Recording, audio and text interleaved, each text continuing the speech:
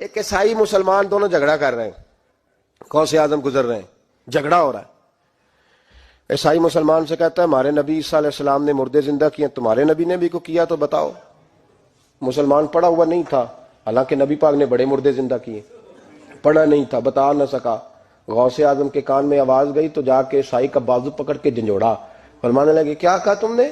میرے مصطفیٰ نے مردہ زندہ کیا تو بتاؤں. فرمایا تو نبی پاک کی چھوڑ، میں غلاموں کا غلام ہوں، میں غلاموں کا غلام ہوں، مجھے بتا کون سا مردہ زندہ کرنا ہے. تو چھوڑ حضور کی بات نہ کر، میں غلاموں کا غلام ہوں، مجھے بتا کون سا مردہ زندہ کرنا ہے. پرانی قبر پہ لے گیا، کہنے لگا جی اگر نہ ہوا تو غوث اعظم فرمانے لگے جو تو کہے گا وہ میں کروں گا.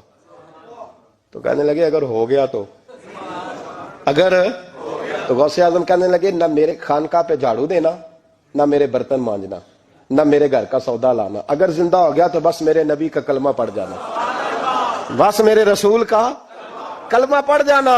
اللہ اکبر. اس نے جو سب سے پرانی قبر تھی نا، وہ کہتا ہے یہ ہمارے دادا نے بھی نہیں دیکھا تھا بندہ کون ہے. اس قبر پہ کھڑا ہو کہنے لگا اس کو زندہ کریں. تو غوث اعظم رضی اللہ تعالیٰ عنہ قبر کے سرانے کھڑے ہوئے تو دعا کرنے لگے، کہنے لگے مولا اپنے لیے نہیں، تیرے رسول کے لیے.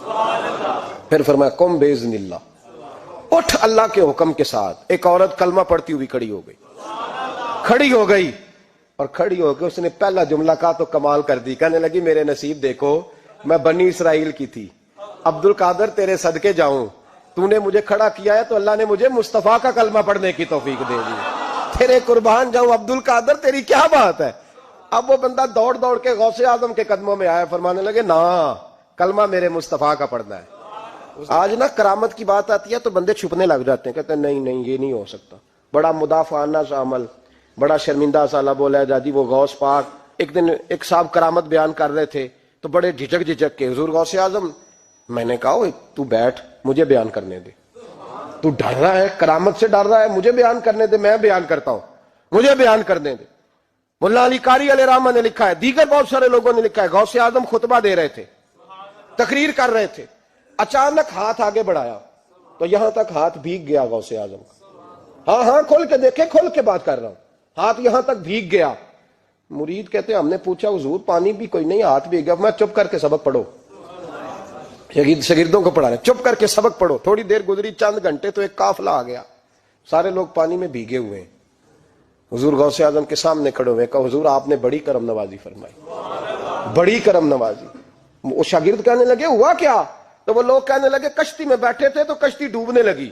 ہم نے کہا یا شیخ عبد القادر جیلانی، خدا کے فضل سے ہم پر ہے سایہ غوث اعظم کا، ہمیں دونوں جہاں میں ہے سہارا غوث اعظم کا. کہتے ہیں حضور غوث اعظم نے وہاں بیٹھے ہاتھ لگایا اور ڈوبتی کشتی کو باہر نکال لیا.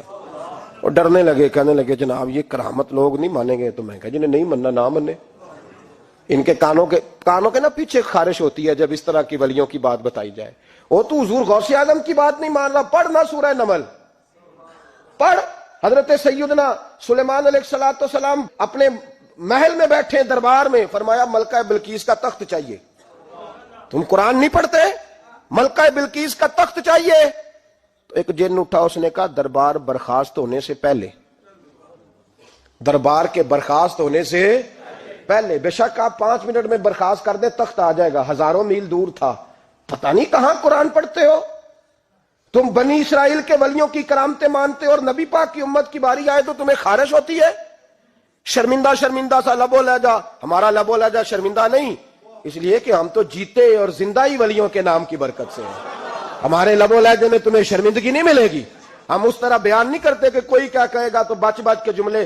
حضرت سلیمان سے کہا آپ کا دربار برخاست ہونے سے پہلے. آپ نے فرمایا نہیں بھائی اس سے بھی پہلے چاہیے. ایک اٹھا، عندہ علم من الکتاب، جس کے پاس کتاب میں سے کچھ علم تھا، پورا علم نہیں تھا اس کے پاس، کتاب میں سے. حضرت آصف بن برخیا تو کہنے لگے حضور میں نہ لے آؤں. تو میں کب لاؤ گے؟ انہوں نے کہا پلک جھپکنے سے نہ. اگر سارے بولے تو لطف آئے گا. پلک جھپکنے سے پہلے. آپ نے فرمایا چل لا کے دکھا. پھر آیا کہ نہیں؟ بولے آیا نا. حضرت آصف بن برخیا وہاں سے گئے کہ وہیں رہے؟ آیا نا تخت.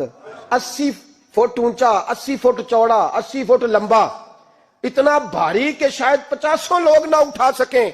وہ آیا سامنے رکھا تو حضرت سلیمان کہنے لگے یہ کیا ہے؟ تو جناب آصف بن برخیہ کہنے لگے ھذا من فضل ربی، یہ میرے رب کا، اور جن پر نرا فضل ہے ان کی یہ شان ہے جن کو اللہ کے وبشر المؤمنین بان لهم من اللہ فضلا کبیرا، محبوب اپنے غلاموں کو خوشخبری دے دے کہ تیرے غلاموں پر میرا بڑا فضل ہے، فضل نہیں فضل کبیر ہے۔ تو جن پر نرا فضل ہو وہ تو بغیر جائے تخت لے آئے، اور جن پر فضل کبیر ہو وہ ڈوبتے ہوئے مرید کو ہاتھ ڈال کے بچا نہیں سکتے، وہ نہیں بچا سکتے۔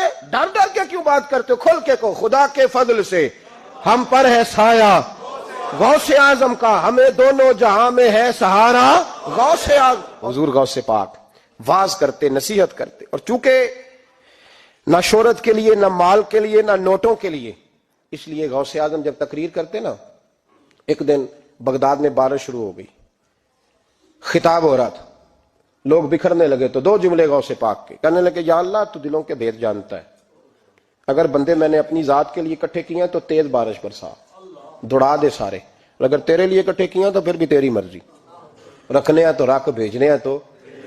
حضرت یحییٰ کہتے ہیں سارے بغداد میں بارش ہوتی تھی، پر جہاں غوث اعظم کی محفل ہوتی تھی وہاں کوئی نہیں ہوتی تھی، وہاں کوئی نہیں ہوتی